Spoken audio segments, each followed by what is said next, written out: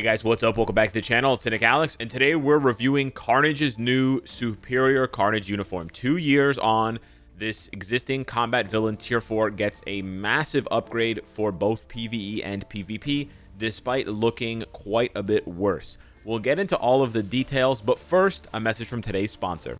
For 10 years, Marvel Contest of Champions has been redefining what it means to defend the universe with your favorite heroes and villains. Now, in celebration of their 10-year anniversary, they're delivering on the biggest and most generous giveaway ever. For 10 days in a row, you can log in to Marvel Contest of Champions and receive free heroes like Spider-Man, Gambit, and Wiccan. They've also improved the contest with an epic 60 FPS upgrade, summoner level cap increase, and much more. Plus, the contest is giving away a bunch of awesome rewards on Christmas Eve. Rewards are based on player progression, so make sure you log in today. Use the promo code on screen now and receive these amazing rewards absolutely free. Marvel Contest of Champions has never been more generous than now. So what are you waiting for? Now is the perfect time to get stuck into Marvel Contest of Champions. Carve your name among the legends. Big shout out to Kabam and Marvel Contest of Champions for sponsoring today's video. Now let's get into Superior Carnage. I think this is a huge upgrade gameplay wise and performance wise, despite the look being arguably a pretty big downgrade. The build is pretty straightforward. We have about 10 to 12 Odin's Blessings. We have Power of Angry Hulk. We do have a 6-star artifact, which we'll get to and we'll talk about when we get to PvP. Just keep in mind you need at least a 3 or 4-star version, at least a 4-star version, I would say, of his artifact to consider using Carnage for PvP. If you don't have his artifact at all, he's not really going to perform well in PvP at all, because this gives him access to immortality like Null. And then for the purposes of testing initially, we're going to be using a Rage CTP. But essentially what I want to highlight here with just a quick showcase before we jump into content is they've changed things around, because his third skill, although it still has the accumulation, it doesn't do anything else. It just has the accumulation. The 5 now has a heal, has the penetration, has the iframe ignore, and has the damage proc. So he becomes a very powerful one-skill character where he can one-shot almost anyone, as you'll see in PvP, with just this 5th skill. On the other hand, because so much of that is stacked onto one skill, he doesn't have a lot of other options. So you really can't cancel and have any lingering hits on any other skill besides the 4th skill, which looks really cool. A bunch of symbiote guns shooting around.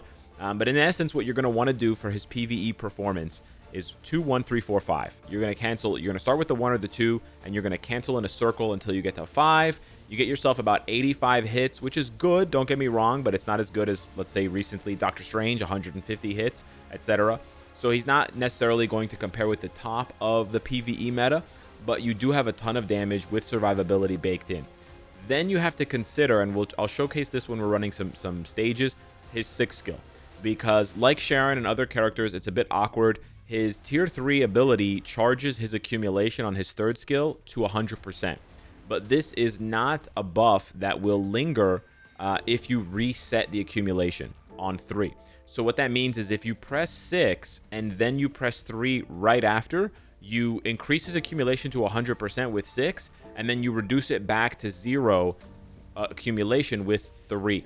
So you never want to press 3 right after 6. Ideally, you press 3 and either you get hit a bunch to accumulate, or you press 3 and then you immediately press 6 to max the accumulation, and then you don't have to get hit. But in any event, the other kind of, for better and for worse, his 5th skill hits way harder. Way harder than his 6th skill.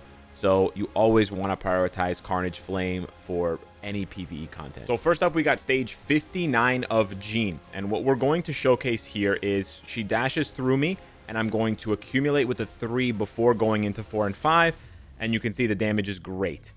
When you have the follow-up rotation where you can't accumulate, as you can see, the damage is much worse. Just a few bars rather than 10 bars. So what you're going to do, because you want to accumulate every single rotation. Some of the rotations, you'll be able to anticipate the boss jumping at you, blasting you, whatever, and you can press 3, wait a little bit, and then do 4, 5, and burst. For the other rotations, where you just want to keep going, you just want to keep bursting down, you're going to hold the tier 3, and you're going to wait until your next rotation is ready, until 3 is ready, at least until 3 is ready. And then what you're going to do is you're going to press 3, and then 6, and then 4 and 5. Because by pressing 3, you're resetting your accumulation. And then when you press 6, you immediately fill it up as if you had been hit a bunch of times. So you're going to do that, and then you're going to immediately go into 4, and we're going to do this. We're going to get a hit, and we're going to go. So then you immediately go into 4 and 5, because 4 and 5 have way more damage than 6 does. So there, I could have gotten hit, but I decided to just use the tier 3 first because it just confirms so much damage. So as you can see there, if you play this way, it's difficult. It's certainly an odd way of playing. You are losing some damage by not playing out the tier 3 in certain situations. But on the flip side, you're doing a ton of damage, and you're guaranteeing yourself a ton of damage for all of those rotations. See here, I've pressed 6 ahead of time. So now I can't accumulate unless she hits me. I happen to get lucky here, and she happens to hit me. But you're sacrificing the damage for 6 to guarantee the damage on the accumulation with 5 and 4, which I think is much more valuable, because as you can see here, without accumulation, Carnage does very, very paltry damage.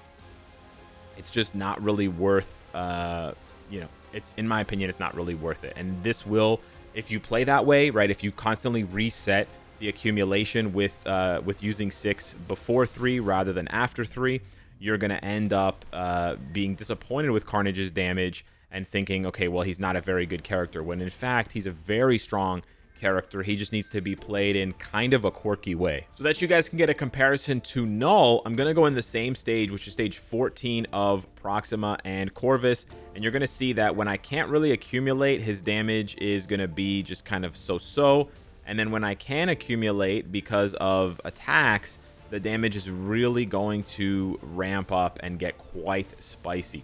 So we're going to wait here. We're going to do 3, 6, and then we're going to ramp into 5 and 4. With the full accumulation, we get a much greater amount of damage. And then, of course, on the flip side there, when you don't have the accumulation, the burst is going to be pretty shallow.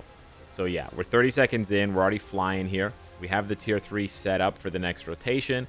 And we're just going to pop off here as soon as, Carnage, or as soon as Corvus, I should say, not Carnage, rears his ugly head. So there we go. I would say that another thing to consider, that's great damage. Another thing to consider for Carnage is which bosses you're fighting. I don't actually need to use the tier 3, but we're going to use it anyways. Man, it's great damage. Another thing I would say is consider the bosses that you're fighting, because the older bosses that are from longer ago, like Null and Mephisto and stuff like that, they don't deal as much damage with their hits, and they also have fewer fewer iframe ignoring, iframe breaking skills. They're not going to help you accumulate damage as well as the newer bosses like Black Swan, like Corvus and Proxima. They just do so much more damage, and so you can reliably really crank out for characters like Sharon and characters like Carnage. You can, in 1 or 2 hits, right, you can accumulate the full amount to crank out max damage, whereas with other bosses, you would need, potentially multiple hits, multiple rotations to get that full accumulation based on damage taken. So I can definitely see him having more value versus bosses in this situation, and then of course less value if you're not climbing and you're doing kind of easy content, because they're going to do less damage. So that was really fast. That was just over 2 minutes. 2 minutes and 8 seconds. He shredded that stage. It is a quirky playstyle. It is a little bit weird, but I see people saying Carnage doesn't have damage for PvE. Carnage is only for PvP. No, bro. He's definitely very, very strong. However, can he be a hybrid? So that's a great question. We're going to sub him in for Null. Same team as before with Agent Venom support and Colossus. He has his own debuff lead, so he cleanses himself. We're going to be using the same build here, Mighty Rage, and we're going to see versus the incumbent meta of Sentry and Adam Warlock, how does this new Carnage perform?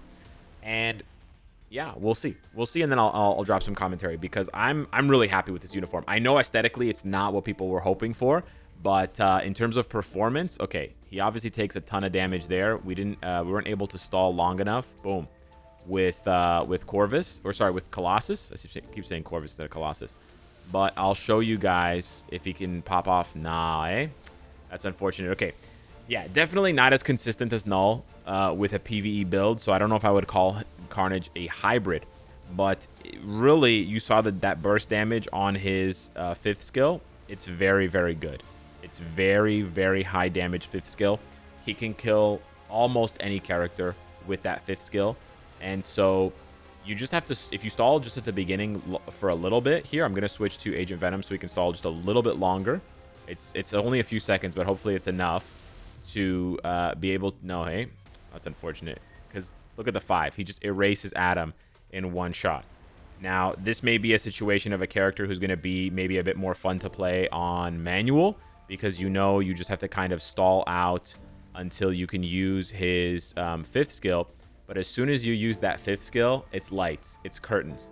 So yeah, I would probably say from this short clip here, probably not a big hybrid user option because he's going to be locked down a lot and you're going to struggle a little bit in certain cases. But if you go ahead and you give him just like a mighty greed, not even a brilliant, I think you're going to see a big change up in his performance. Taking a look here at the second best team again, we're now just queuing up with my mighty greed build.